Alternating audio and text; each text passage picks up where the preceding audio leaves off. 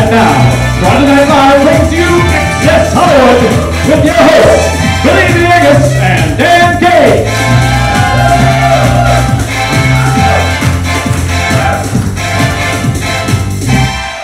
Hello and welcome to this edition of Access Hollywood, your source for everything that's hot, hip, and happening in Hollywood. I'm Dan Kane. And I'm Billy Villegas. We begin tonight with Harry Potter himself, Daniel Radcliffe, who confirmed this week that he will be reprising his role as the stable boy in the Broadway production Equus, which means more naked Harry. Nice. Small wand jokes aside, Potter fans have been left asking the question, why couldn't it have been Hermione? That's her? That's her. Yeah. She turns 18 in 2 days, 23 hours and 11 minutes for those of you still waiting. Ryan Churchill and Tony Rego.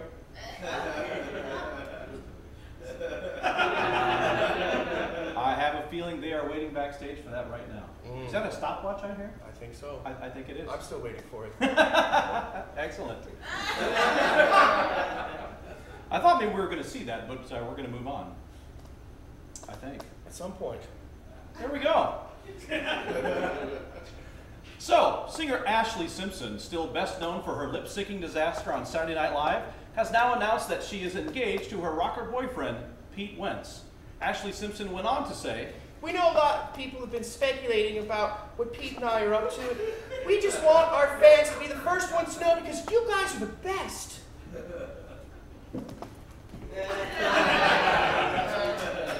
No one noticed, right?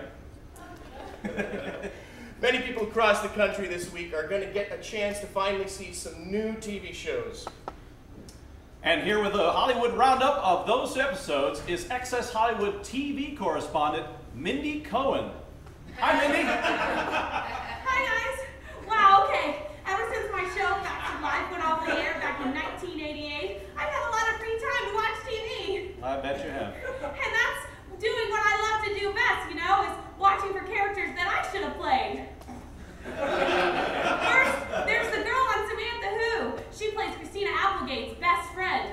You know, as Natalie Green on TV's Facts of Life, I was Tootie's best friend for 9 seasons. And that girl is no Natalie Green.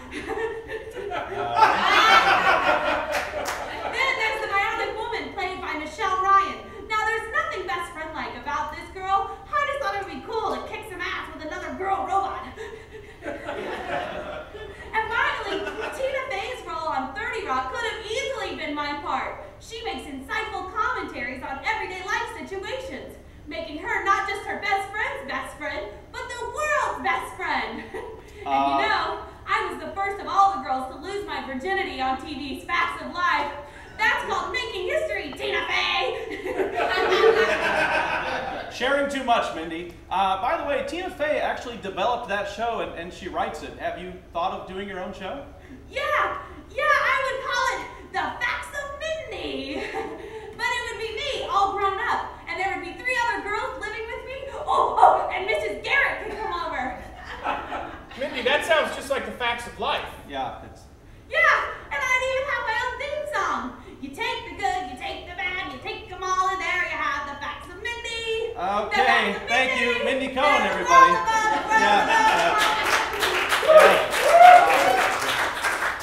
Good luck, Mindy. Good luck. Grunge rock band Stone Temple Pilots is getting back together after a 5-year hiatus for a tour. All the band members are real excited to reunite. They've all been lifelong friends ever since they first met in 1991 on Family Double Dare. The new CBS reality show, Secret Talents of Celebrities, has already been canceled after the first episode, which featured former Star Trek actor George Takei singing On the Road Again, and country singer Clint Black doing stand-up comedy.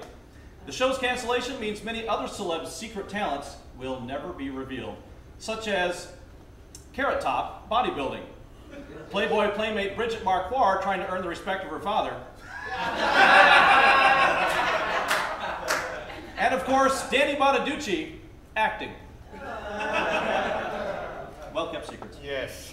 With the recent death of Rocksteady crew member Frosty Freeze and the release of Planet B-Boy, breakdancing has returned to pop culture. Here with a fresh review of that early 80s phenomenon is our own pop culture reporter, Tony Rego. Take it away, Tony. Thanks, Dan. Billy.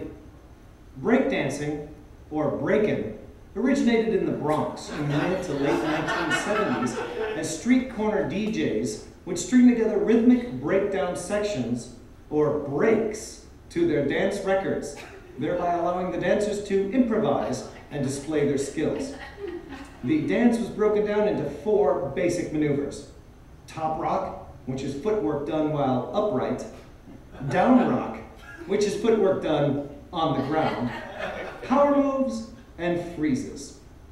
Also, there was a uniformity to the dress code because many of these early b-boyers were gang members who were using the dance as an alternative to violence. And then finally, to provide a slick, easy-to-glide surface, cardboard was laid underneath the dancer, as you can see before me. Tony, do you think you have it in you to throw down some fresh, funky moves for us, maybe? Yeah?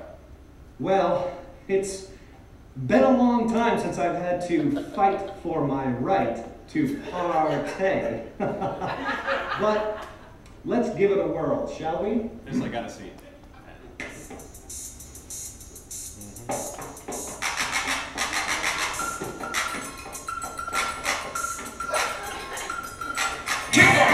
Jump on the job, listen to the jam master as he starts to rock.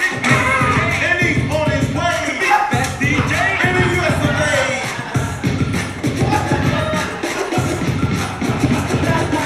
J-A-Y, all the letters of his name, cutting and scratching all the aspects of his game. So check out the master as he cuts the jam, and look at us with the mics in our hands. Then take a count, 1, 2, 3, Jam Master J, front DMC. He's Jam Master J, the big beat blaster. He gets better cause he know he has to. In 84, he'll be a little faster. And only practice makes a real Jam Master.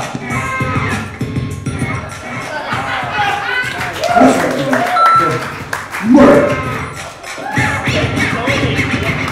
Tony Rego, everybody! Thank you, Tony. Lindsay Lohan is heading back to court. This time she's being sued by a former bodyguard for $55,000. $25,000 of which is for a reimbursement for always having to buy the first round.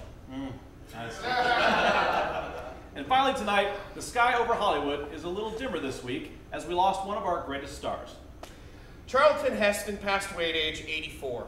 Best known for winning the Oscar for Best Actor in 1959's Ben-Hur, he had a successful career, an exciting life, and will be fondly remembered. Mr. Heston will be remembered as a man of God, and a lover of nature, and a lover of animals.